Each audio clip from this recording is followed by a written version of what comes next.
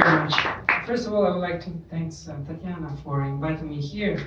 It's always a pleasure to come here and with our long collaboration in these years. Of course, the topic is quite big today, and I heard the very interesting presentations of my previous presenters. And I would like to change a bit my presentation and start from taking points from different of the presentation before. We start with the freedom of speech and freedom of how important it is, and we also touch other topics like genetics and so on. So I would like to think about this generation. What is a generation? A generation are people. And our human beings always produce new generation every single day, actually. So actually, we just categorize peoples based on the years where they come from, but actually each one of them is different. And it does not mean that they are all the same. And this is very important. We try to categorize because it's simpler for our mind.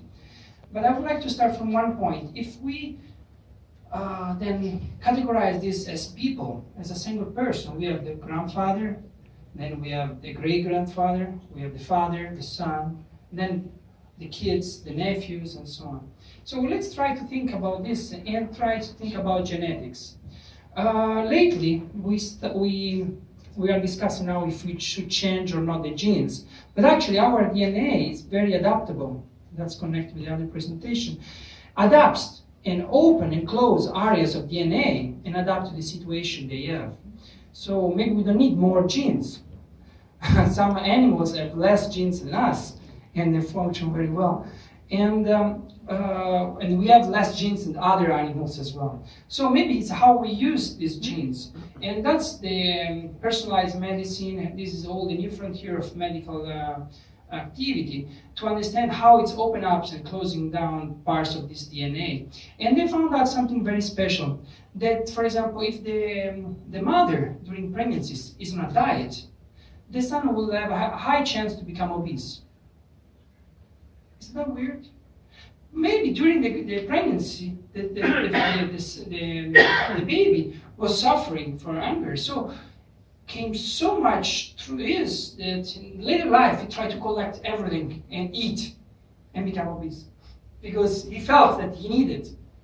So of course this shows that the strong connections of mother and child, but also the environment, and this shows through generations. So what I would like to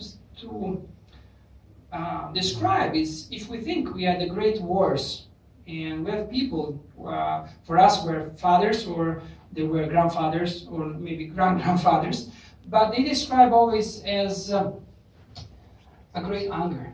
They didn't have anything. They didn't have sometimes even a house. They didn't have food. They were just eating basic food. And this was a very strong point, because after the war, the message they transmit to the next generation is, you have to eat. And the next generation tried to do this, try to eat. Some of this generation, the baby boomers, now are, everybody's complaining that they eat too much resources, even also for the next generation. Maybe it's not their fault, they just collect all the resources, try to get more, to eat it up, because of the previous generation message that was sent to them. There is a message goes one to the others. And what is their message to the next generation? We have generation X and Y that actually they start to produce more, work more, because if you work more, then you collect more. So the message was produce more. And we have this today, we see this the effect. People do not, actually today we produce so much stuff that actually people should not even work. 1/10 of the population should work and the rest should just go and party out. But actually, everybody doesn't have time even to raise their kids. I was seeing the presentation of before about the connection in the school. But actually, today our mothers of the kids do not have time. They have to go work until 6 or 8 o'clock in the evening. You have to change priorities. Yes. So, but the message that was in the DNA of that generation is to produce. And the next one was, okay, we are producing, but let's organize it, management. So the next generation was, let's manage the situation, let's create rules. And then we get to the millenniums. What is the message we are trying to transmit? Too many rules. Too many rules. Too much production. We don't have time to do anything. That's the message it's going through the generation. So the millennials are saying, oh, maybe I should not do anything. Maybe I should relax. And then the grandfather say, no, you should collect things. And the father says, you have to produce. We don't understand you. But the message that they were transmitting through them is that they were creating too many laws. All of us should know all the rules. The law says that we should know all the rules, the new rules, there are rules. And there are so many rules that even people that work with rules don't remember them. They get confused, there are too many. So, for example, in Italy, when there are too many rules, they say, okay, let's make a unique text. We put everything together, if we miss something, it was not important. And try to summarize, because we have too many rules. And we have now too many things. And especially, and this is based for millennials, they are overload of something that the previous generation never had. That was knowledge. Since time, from Egyptians, from Greece, who owns the knowledge, owns the power. So there were barriers to get power, to get this knowledge. So who had the books were secret books. Everything in the past is secret books. Because the knowledge was the difference. If you know how to let something grow, it was useful and it was a power. So that's the power. And even, it's not only a power of knowledge about the books, but also the connection with people. People could not connect with themselves. They only connect with the neighbors. Because traveling was difficult, telecommunication was not existing yet, and so on. So today the millennials are overload of news. They have so many information. They have a problem on information. There are too many. Real ones are so many. If we should just read the news of today, it takes 3 days, 4 days for the news of today. And so we have a gap since the beginning. But then all this knowledge are now fixed with fake knowledge, fake news. Even more, produced automatically, just to create confusion. So actually, it's very difficult to get through. Probably what I think that is the next message to the next generation will be choose. Start to choose. And that's, I think, the point. Choosing becomes a very important thing, because this is what the previous generation is giving us. But if we are different human beings, if we stop a second and think what we really want, what we really deeply inside want, then we can choose. And we are not just putting inside to do things that other people want.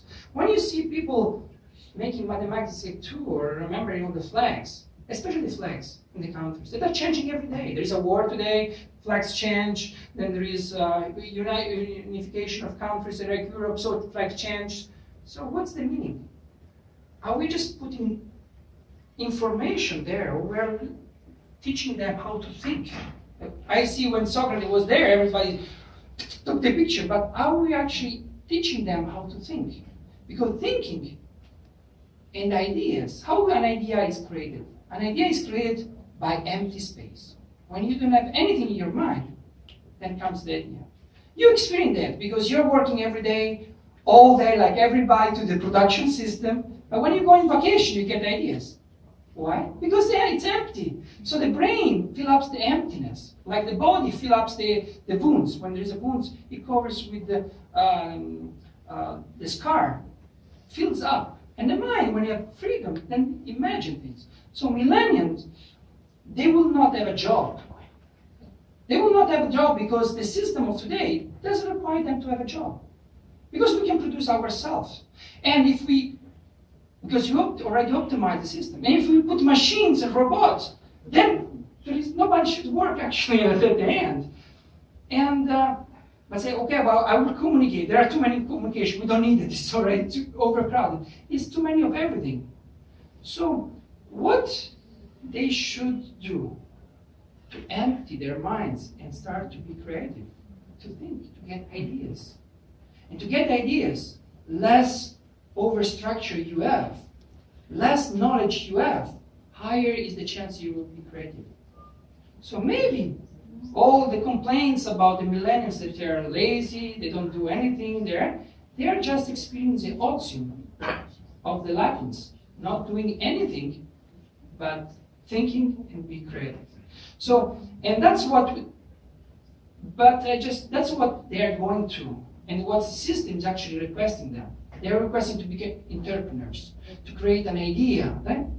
But of course, the grandfathers are they still have the anger. So they become business angel and create an idea, and I will support you, so I steal it and take it from you. That's the idea. Because when you have an idea today, it's very difficult to develop, and you actually will end up selling to a big corporation. So they are still eating you out. I'm sorry if I'm quite critical on this, but I think it's important to give to the next generation the idea they should be free to think and not full of information, because there are already too many information in this world. They have to rediscover what was in the beginning, the music. We don't have time for music, if it's not in the subway with the earphones, but we cannot create music because it requires time. We don't have time. We cannot create a poem because we don't have time. All of us tried to make a poem when they were young, when they had more time. But today, everybody's so busy. So take your time and use it to be yourself and express yourself. I think it's the most important thing. Because then, when you express yourself, sickness will not appear. Because you express yourself and you get the balance between your mind and your body. Thank you very much.